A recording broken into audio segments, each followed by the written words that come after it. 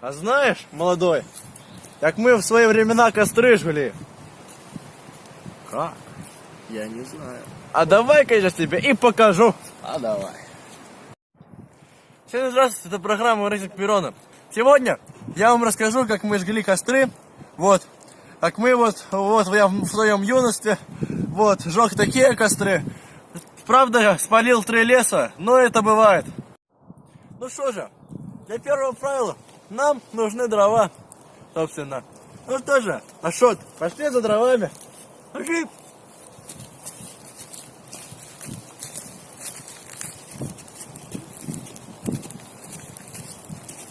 Ну что же, Ашот, давай-ка тут разведем костер наш. Давай. Как мы в свои времена разжигали дрова. Ну как же ты это делал? А легко. Погляди. Берем палку.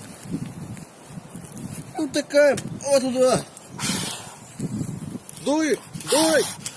Дуй. Горить! Горить!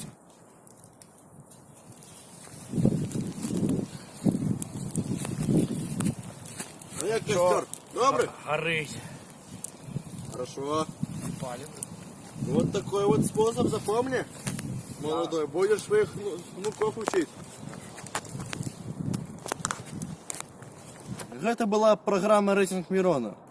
Сейчас я вам показал, как правильно разжигать костер. Вот. Мы всегда так жгли. Вот.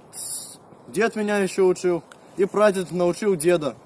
А прадед прадеда научил прадеда. Вот. Ну что же. Мы сейчас нажарили как раз таки окурочок, а потом поедим, когда остынет. Вот. Ну что же, пошли есть. Пошли есть. Я с вами. Ой, бляха-муха, срамота. Костры свои поразжигали и не тушатся. Ай-яй-яй.